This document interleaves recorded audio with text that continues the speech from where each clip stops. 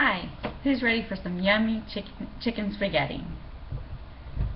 I will teach you how to make this yummy chicken spaghetti. This recipe is much tastier than a couple chicken breasts in a jar of spaghetti sauce thrown together. It's a little time consuming, but it's well worth it. Many years ago, I lived in North Dakota, and one of my neighbors invited me over for dinner one night. When I walked in her house, the air was filled with this heavenly aroma. As we sat down at the dinner table, my taste buds were on overload, and I knew at that point that I was going to have to get this recipe. She was so kind to share it with me many years ago. And so every time I make this recipe, my mind does jump back to that night that I walked in her house and smelled that all those wonderful flavors. So who's ready to learn how to make this yummy chicken spaghetti? I can see your mouths watering already.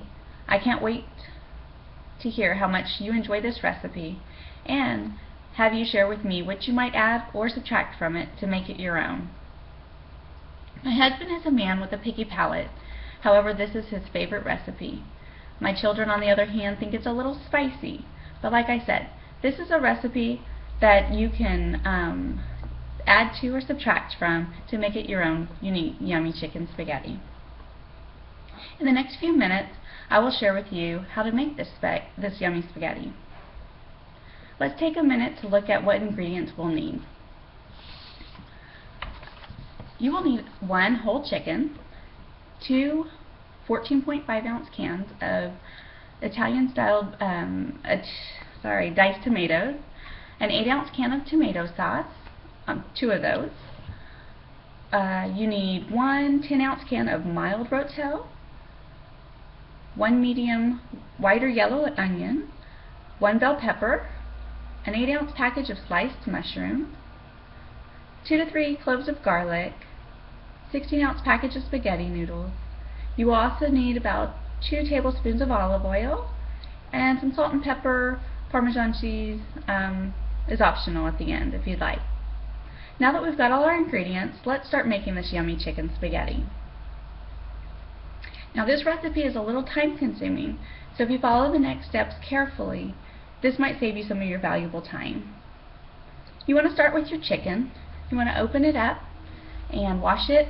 Take out the neck and the gizzards that might be stuffed inside. We don't need those. Go ahead and discard them. You want to get a stock pot out, fill it up with some water, put your chicken in there, and bring it to a boil, and let it continue boiling about 2 hours, or at least until the internal temperature of the breast is at 165 degrees. Then you'll know your chicken's fully cooked. After it's come to that temperature and it's fully cooked, you want to go ahead and drain the chicken in a strainer in the sink. Let it sit there to cool. While it's cooling, we want to go ahead and get on to our next ingredients. To the onion, the bell pepper, and the mushrooms. You want to go ahead and get those out. Dice up your onion, dice up your bell peppers. Take your mushrooms, unwrap them, wipe off any dirt that might be on them, and go ahead and set them to the side. At this point, you want to go ahead and get out your 12-inch skillet. You're going to saute your mushrooms and your bell pepper. So get the skillet heating and add your couple tablespoons of olive oil. Get that heated up, and once it's come to a good heat, go ahead and put in your diced onions, bell peppers, and your mushrooms. At that point, you can get your 2 to 3 cloves of garlic, and I like to use a garlic mincer. Squeeze those in there and keep stirring it. Let it saute together.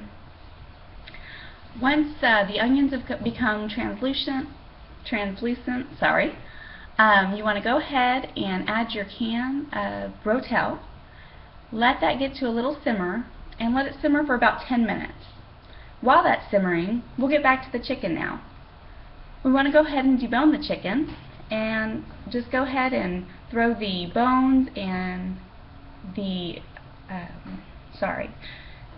skin away. And as you're pulling off your chicken, I like to stick it in a little bowl to the side.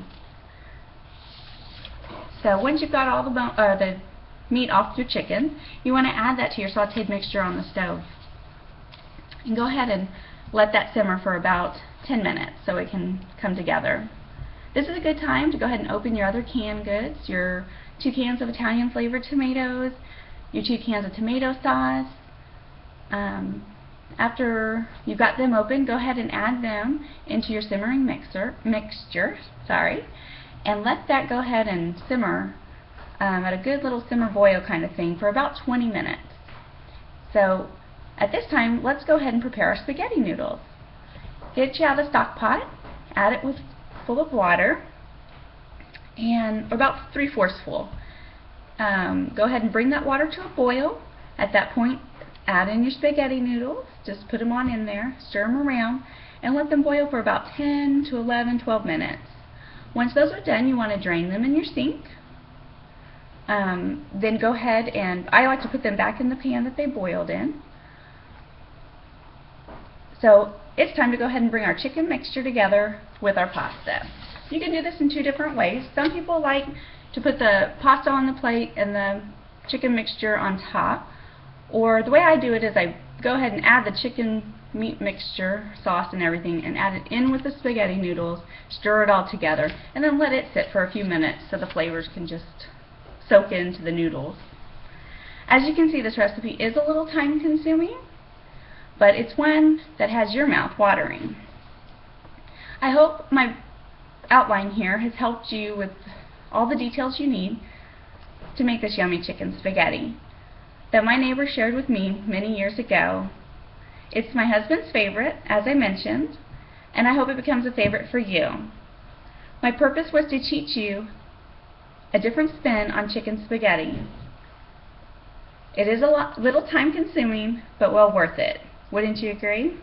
So please share with me what you think about it. By taking time to prepare this recipe lined out for you, you get a heavenly aroma filling your house just as I did that day, as my neighbor did that day, and as I do every time I make it. So please share with me what you think. Thank you for watching.